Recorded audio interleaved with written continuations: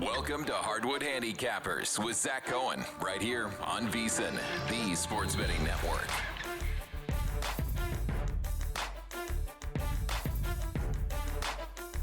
This is Zachary Cohen, VSiN.com senior editor with another episode of Hardwood Handicappers. It is Wednesday, January 14th. We are recording this at 10:30 a.m. Eastern, and we have some news from yesterday to get into before we get into our picks for tonight. I do have 5 picks, so if you're looking for those, definitely stay on. But we just have to start a little bit with what we saw from Anthony Davis, where, he had a hand injury that is now kind of derailing his entire season with this Dallas team, and there was some reports that he was going to get surgery and be out for the rest of the year. I believe it was Shams Charania from ESPN that reported that.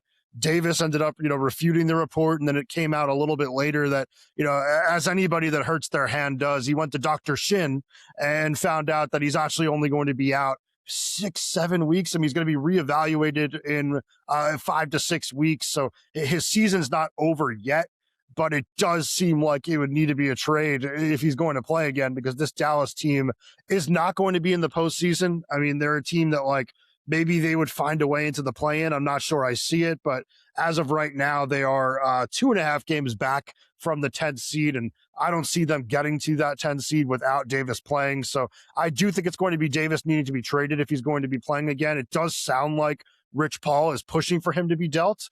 But at the same time, the reports are that the Mavericks aren't going to rush and make a bad deal. And they're not going to get a great offer right now if Davis is not 100% healthy and if a team has to wait for him for the postseason. I mean, how many teams really want to trade any important pieces or draft picks for a guy that might not be back until the playoffs, where you can't build chemistry with him? And also, what type of shape is he going to be in when he returns? Because this was his first full offseason in Dallas, and he came into the year out of shape. I know that I probably shouldn't be saying that as somebody that's out of shape myself, but he was a little bit overweight. He was not looking the way he normally does, and who knows what the next 6 weeks are going to look like as he, just isn't able to, play and kind of stay in the gym. It's just going to be very interesting to see what he comes back as. And yeah, I just don't see the team that's really desperate to make a move for that type of player. I know he's been linked to quite a few teams, and I do think that Davis, when healthy, makes sense on a lot of teams, whether that's the Hawks, the Pistons, wherever.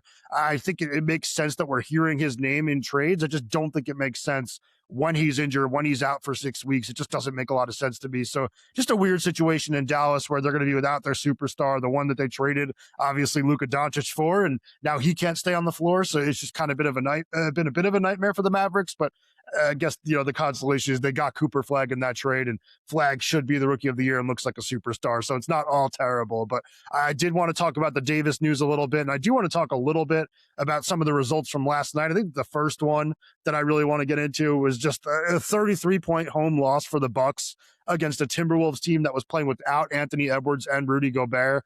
That's an unacceptable loss, and it was a game where I thought Milwaukee would win. I had them to cover 3.5 points in that game. I had a terrible night last night, so hopefully we'll bounce back tonight. But it was a really, strange kind of situation there in Milwaukee where, Giannis was actually booing back at the Bucks fans, and he looked very, very upset. And after the game, he was upset. So I'm just kind of wondering if we're getting near the breaking point for him. I know that he desperately wants to, avoid being the bad guy in this situation where he's having his agents look for trades for him, but he won't come out and say that he wants to be traded from the Bucks. In fact, he comes out in press conferences and says he wants to stay with the Bucks forever. But it's just going to reach its head at some point where this team is not good enough to win a title, and we've now seen that. I thought they'd be a little bit better than this.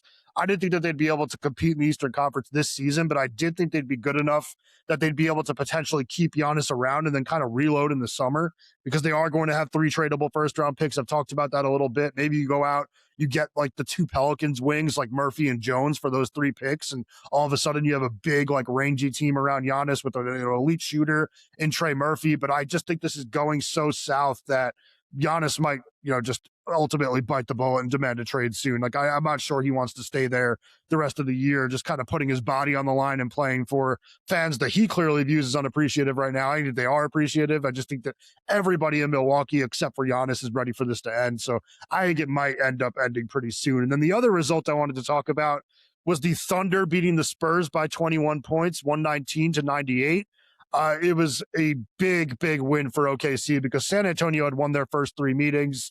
I think that, the Thunder, they're not worried going into the postseason, but I think that they really wanted to go out and prove to the world and to themselves that they can beat this Spurs team, because you don't want to go into the postseason, not beating a team that you might see at some point in a best of seven series. That would have given San Antonio a huge mental edge. And it ended up happening the way that I think that we all thought it would happen. Like OKC shot 11 for 30 from three in the game. It was not, the best 3-point shooting performance in the world, but it was a major improvement from what they've done over the last couple of games. I mean, 37%, even on, lower volume, it at least means that they were knocking down shots when they were left open, and they were making, the Spurs pay for leaving them open, or at least, come out and play defense on them. So it was big seeing them kind of just knock down some shots compared to what we saw in the last few games. And also you got, 34 points from SGA. I thought Jalen Williams, the big Jalen Williams that comes off the bench, was the X factor, because in my preview of that game last night, where I didn't give out a pick, I said that the last thing you want to be is undersized against that San Antonio team. But Williams really stepped up with 11 points, 10 rebounds, 5 assists, and 2 blocks in 23 minutes. He was also a plus 30 in his time on the floor. It was a game where Chet Holmgren really did not play well for the Thunder, but Williams came in and gave them a spark inside, which you absolutely need against a team with Victor Wembanyama, with Luke Cornett. It was a really nice performance from him, and I really do think it kind of saved OKC in the game. So I thought that was just a monumental kind of result, and one that we had to talk about. But I do want to move on to tonight's games now, because like I said before, I have 5 picks. There's a lot of games I want to get into. It is a really good slate for tonight, at least in my opinion, although I do kind of think that every slate is good. So maybe I'm not the right person to ask, but we'll start with the Raptors and Pacers, which tips at 7 p.m. Eastern. This is a game where the Pacers are 2.5-point underdogs at home. Total is 233.5. And this is actually a game where I'm going to be doing one of my alternate line parlays, or teasers, whatever you want to call them. They really are alternate line parlays, and you end up getting better prices on them than you do with teasers. And the one that I'm going to be doing, it's actually really easy because the first 2 games I wanted to talk about, it's Pacers alternate plus 10.5 in this game versus the Raptors. And then in the next game, I have the Cavaliers on an alternate spread against the 76ers. That one tips at 7 p.m. Eastern, and that one is on ESPN. First game of that doubleheader for tonight. So you'll have some action on the national TV game, but I'll talk about the Pacers first. This is a game where rest really favors Indiana. This is a team that has, won 3 straight games, covered in 4 straight games, and they've also covered in 6 of the last 8. And they have not played a lot of back-to-backs. In fact, they have not played a back-to-back since right after Christmas. Meanwhile, this is a 3rd game in 4 nights for Toronto. Always a really tough situation. And that kind of had me leaning Pacers when looking at the normal spread, especially when you look at over the last 8 games where the Pacers are 6-2 against the spread. They're actually 10th in the league in defensive rating. So playing some really solid defense. And I think that that's big against a team like Toronto that can occasionally struggle in the half court. I think this is a game where the Pacers are going to be physical with them. They're going to be able to find ways to stop them. And then offensively, I just never really worry too much about a Rick Carlisle team. I know that this has been a really trying season for them offensively, but I do think that now that Aaron Nesmith is back, they're starting to look a little bit more like what I thought they would be when this season started. I know that they don't have Tyrese Halliburton. They traded Miles Turner. It was going to be a much worse team, but the backcourt looks a lot better when you have Nembhard and Nesmith out there, just 2 really, really strong players on both ends of the floor. And then you have still Pascal Siakam. I just don't think this is a game where I see the Pacers getting absolutely blown out. And that's the reason I played it the way I did, taking 10.5 points. It gives me a little bit of extra cushion in a home game. And then with the other game, the Cavaliers going and taking on the 76ers in Philadelphia. I've talked about this Cleveland team. Like, I'm waiting for them to show a little bit of fight and turn this season around, but I'd be surprised if we don't get a really strong effort from them in this game. It's a national TV game. They just come off, a bad loss. I think that they're going to want to come out and just kind of really show everyone what they're all about. And even with this being kind of a bad year by their standards, they have a better adjusted net rating over the course of the season than the Sixers do. It's plus 2.2 for Cleveland, plus 1.5 for Philadelphia. So, we could talk about how bad this Cavaliers team is. It's really just compared to what we saw last season when they looked like a juggernaut. It's still a decent team. It's still an above average team. And I think that playing at home probably swings things in Philadelphia's favor a little bit. but that's why I have the plus 8.5 and not the regular plus 1.5. I want a little bit of extra cushion, a little extra breathing room. So that's the reason I played it the way I did. But, matchup wise, I do think that this is a good one for the Cavaliers, because this is one of the few teams in the league that when you're talking about Garland and Mitchell, just how explosive that backcourt is, it's one of the only teams in the NBA that I can really see matching like the overall juice that you see every night from Tyrese Maxey and VJ Edgecombe. Like, this Philadelphia backcourt is something special, and it's going to be special for a very long time because both those guys are young. But this, backcourt in Cleveland is very, very strong as well, at least offensively. And I do think we're going to see some special shot making between the two sets of guards. But I kind of like also the fact that the Cavaliers, they do have Jared Allen and Evan Mobley to bang with Joel Embiid. I don't see him really dominating in this game. And the Sixers are only 12-21 against the spread when playing as home favorites of 6 or fewer under Nick Nurse. That's with a regular spread. Like, we're taking an extra 7 points here. I think that we should be okay. So this is also a game where Philadelphia is playing a third game in 4 nights. So really just expecting this to be a close game, and having those extra points should be good. So it's a parlay. Like I mentioned, it's Pacers alternate plus 10.5 versus the Raptors, Cavs alternate plus 8.5 versus the 76ers. That's available at minus 135. I found it at BetMGM. Hopefully you still can too. Like I said, I'm recording this at 10:30 a.m. Eastern. Some things will change, but I still think you'll be able to get a pretty decent price on it. Let's move on now to Jazz at Bulls. This is a game that tips at 8 p.m. Eastern, and this is a game where I really do kind of like the Jazz on the money line. I mean, I didn't get a great price on this. I ended up putting it in at plus 120. Definitely not great, but it's now out to plus 146. And the reason for that is that Lauri Markkanen is now on the injury report as questionable. I'm stuck with this play where it is. The way I looked at this game is that, there's a 55-point loss from Utah losing to Charlotte a couple of nights ago that really messed things up when looking at the team's net rating over the last couple of weeks. But I do just kind of feel like ever since that hot start to the season for the Bulls, just everything that I've seen, at least with like my own eyes, it's not going to be able to be found in the numbers because of that one game really skewing things. But it feels like Utah's a better team than Chicago when these teams are playing at full strength. So if Markkanen and Keontae George are out there for Utah tonight, I'd be a little surprised if they actually lost this game. I mean, this Bulls team has lost 4 of the last 5 games and 6 of the last 9. The Jazz have won 2 of the last 3. And under Will Hardy, Utah is 36-30 straight up when facing teams that are outscored by opponents by 3 or more points per game. Also, under Billy Donovan, Chicago is 41-63 straight up when facing teams that score at least 116 points per game. So I just kind of think that the way that the Jazz can score might trouble this Bulls team. I think Utah is going to be able to create some very, very efficient offense in this one. And I trust them overall to make more shots and just kind of do it at a more efficient clip than I do Chicago. Having said that, now I would say this is more of a lean for you guys than it is a play, because the Markkanen news that actually just came out as I started recording. That's why I started fumbling a little bit as I started talking about this game. But I saw the Jazz move from 120 to 146. So I went over to check the injury report, saw Markkanen was added. He was not on it when I looked at this before and when I put my play in, but just keep an eye on it. It's an illness. Maybe he will play. We never know. This Utah team does need to finish outside the top 8.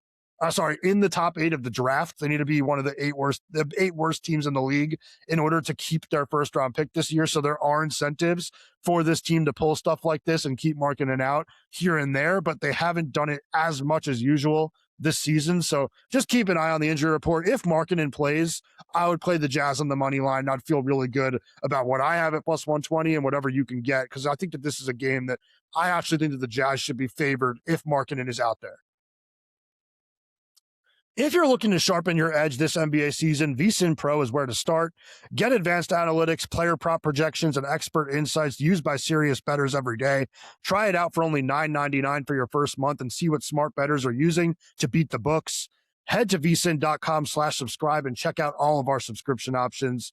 I've talked about this a lot on the podcast. I'm doing a lot of tennis stuff now. Head over to VSiN if you are a big tennis fan or if you want to get into tennis. I'm handicapping it every single day. I have a lot of picks there, like something like 3 to 7 picks a night. Tennis never stops, and it's always on TV. It's always fun to watch. I enjoy betting it, so hopefully you enjoy, my handicapping of it. But yeah, every other sport, we have everything covered at VSiN.com. And then there's also stuff that I occasionally add to my columns. I do one column a day on sides and totals for the NBA. I do another one on player props, and if things change before tip, I'm always a threat to kind of add a little bit more. So I always put those in my columns, and I also put it on the VSiN Pro Picks page where you see all of the picks from my talented, colleagues who either are working on our network, our 24/7, betting network that's on YouTube TV and several other places to watch. And then, all the other writers that we have working for VSiN.com. It's a talented team.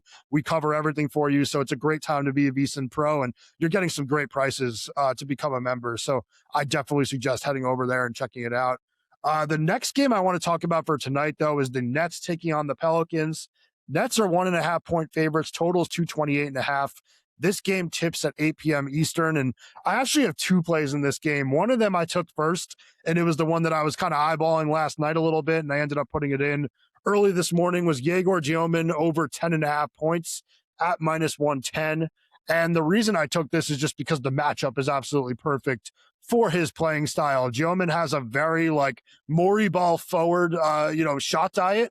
Like everything he takes is either a three from above the break or a layup. And it's really not straying away from that too much. Like I think 77% of his points come on either above the break threes or shots at the rim. And this is a Pelicans team that is 26th in the NBA defending above the break threes. They're also 29th in the league, so second worst team in the league when talking about guarding at the rim. So I just kind of think that Giomin is going to have a really good game as a scorer here. And I think that despite the fact that he has mostly been playing his best basketball in Brooklyn, he's actually had 7 straight games with 13 plus points when playing at home, has been definitely a little bit shakier on the road, but it might help him that he's playing a Pelicans team that very often does not have a lot of fans in the stands. So maybe it'll feel more like a practice for him than a true road game in a tough road atmosphere. But I do think 11 points is very reasonable for him. And I also think that the Nets are going to win this game. So I took them at -125. I had New Orleans last night in that game against Denver. They were unable to pull it out. It was also a really tight game that went down to the wire. And I just kind of wonder if that means we're not going to see Zion Williamson tonight. He does not, usually play back-to-backs. I mean, they've been a little bit riskier with it this season, a little more aggressive with his schedule. But at the same time, they are falling very far out of the play-in race if they're not completely out of it already. And I just kind of wonder if they're going to try to keep him healthy and hold him out of this game. But even if they don't, it's a Pelicans team that really can't be trusted at the moment, especially, on a bad rest spot. I think that the Nets should be able to find a way to win this game, especially with them being a much better defensive team than New Orleans and a much better coach team overall in general. I talk all the time about how good of a coach Jordi Fernandez is. And I like James Borrego, the New Orleans coach. I think he's done a pretty solid job as their interim, but man, Fernandez might be the best coach in the entire NBA. And he has this Nets team playing some really inspired basketball with a group of guys that you would least expect it from. So I think that he should find a way to beat another bad team. This is the type of Brooklyn team that I would expect to kind of rise when playing against the other, bottom feeders in the NBA. Moving on now to Nuggets at Mavericks. This is a game that tips at 9:30 p.m. Eastern. This is the second game of that ESPN doubleheader, so this one will be on if you're looking for action in a national TV game. I have some leans for you. I don't have any official plays. The Mavericks are favored by 1.5 points in this game. The total is 225.5. I have a lean on the Dallas side in this game. I think that this is a game that they really should win just because, like I said, Denver played last night in New Orleans. It was a really, really close game that they had to battle through. And Jamal Murray was questionable in that game, ended up playing 37 minutes. And Aaron Gordon, who just came off several months off, played 30 minutes as well. I'd be surprised if we see both of them out here tonight. You never know. It is a national TV game. Maybe the Nuggets will force them in. But I do expect to see some absences on the injury report outside of the ones that we already know, like Nikola Jokic, Cameron Johnson, Jonas Valanciunas, who are all out long-term. I think that we will see some other players missing for Denver in this game. And even though Anthony Davis is out for Dallas, I think this is a game that Dallas can win at home. I like the way that the Mavericks have played without Davis this year. I think that when they have, Ryan Nembhard out there for a little bit longer, I know he's coming off the bench, but when he plays 25 plus minutes and they play a little bit faster, I think it can be really tough to beat, especially when they're knocking down threes. And Flag has just been thriving when playing with this expanded role. So I do think he's going to have a big game as well. But the things that I would actually be keeping an eye on here are the injury reports for the Mavericks, because I do think if PJ Washington, who is listed as questionable, misses this game, it's another spot where I'd go back to my guy Najee Marshall, whose point total is 16.5 for tonight. It's a little bit high, but in the 4 games that Marshall has played without Anthony Davis and PJ Washington, he's averaging 20.5 points per game. They just rely on him a lot to, create offense for them, a little bit more than they should for a player that I don't think is all that good offensively, which I know might sound a little bit weird. I've backed him like 5 times to go over his point total this year. So why would I do that if I don't think he's a great offensive player? It's because of his role in this Dallas offense. And I do think it's going to just continue to be there the rest of the season, especially with all these injuries. So keep an eye on the status of PJ Washington. If he doesn't play, I would say to look into some Marshall props. I'd also look into his assists, because not only does he, go out there and score, but he's also a pretty decent playmaker, especially when teams need to kind of send help his way, which hasn't been often, but he just makes the right reads on the court and had a really big assist game last game. So it might be worth kind of looking to again here. But yeah, I'd be keeping an eye on that. And like I said, I have a small lead on Dallas. I think this is a game that they should win, but I don't like it enough for me to play it. So I would say that I wouldn't suggest you playing it, but I know that some people come here looking for plays on absolutely everything. And if you really want something, I would say to look to Dallas. But let's end this with Knicks at Kings at 10 p.m. Eastern. This is a game that I probably wouldn't normally talk about if I didn't have a player prop, but the Kings are 10.5 point underdogs. Total is 229.5. Game tips at 10 p.m. Eastern. I think I just said that, but this is a game where I'm actually playing Russell Westbrook over 29.5 points, rebounds, and assists at -111. I just had him to go over his PRA number against the Lakers, and he finished with 34. He went over very easily in that game, and he had 31 2 games ago against the Rockets. This is just a situation where Dennis Schroeder is out. He tried to slap Luka Doncic. I don't know if you heard about that. I don't know. Maybe Luka Doncic stomped on his couch or something with some dirty shoes. But I do think that this is a game where we're going to see a major, role for Westbrook in the offense, because Schroeder's out. That's another point guard that can handle some ball handling responsibilities. Domantas Sabonis is out. That's a big man that they run a lot of the offense through. When those two are not playing together, Westbrook's averaging 2.5 more assists per game. And then his usage rate over the last 10 games in general is up at 27.9%. Over the course of the whole season, it's 24.8%. So he's been playing a much bigger role in this Kings offense. And this is a really good matchup too, because the Knicks are a very bad defense in transition, and they're even worse when guarding pick and roll ball handlers. I believe it's 24th in the league in transition, 25th against PNR ball handlers. Westbrook is going to run a ton of pick and roll.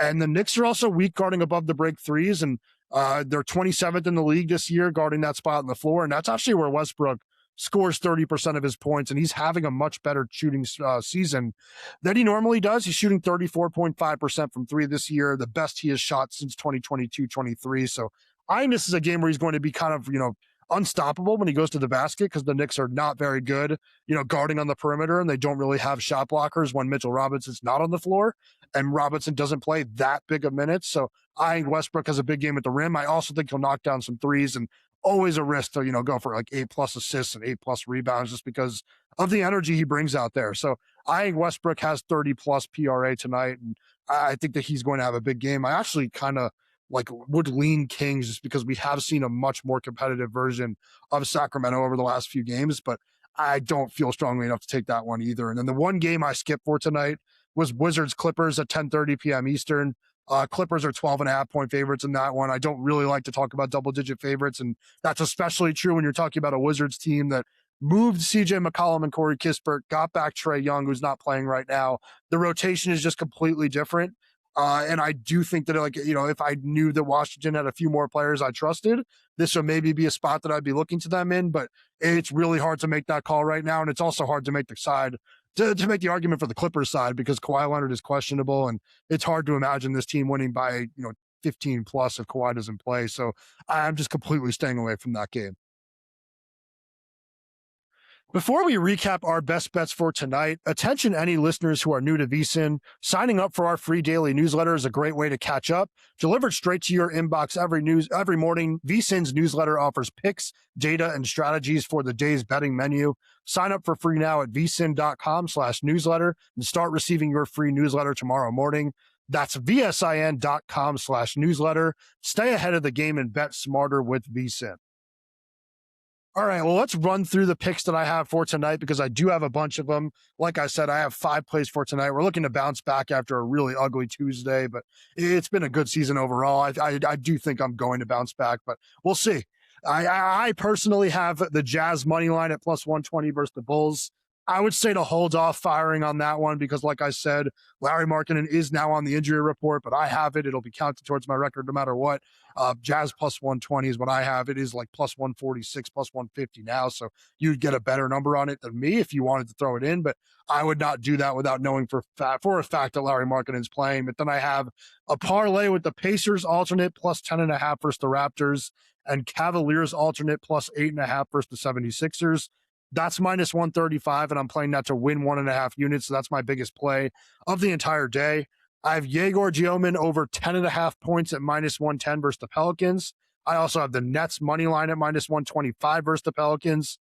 Then I have Russell Westbrook over 29.5 points, rebounds, and assists at minus 111 versus the Knicks. So it's those 5 plays for me, maybe 4 plays for you if you don't join me on the Jazz, but it's going to be a fun night of action. I'm really looking forward to it, and hopefully we get back in the win column. Make sure you join me for a Thursday edition of Hardwood Handicappers. I think that we'll have Jonathan Von Tobel on to bounce some ideas, to bounce some picks off of, so that should be really fun. It is going to be a really good night of games tomorrow night as well, so good luck with your bets tonight, but make sure you join us tomorrow and head over to VSiN.com for more of my NBA work.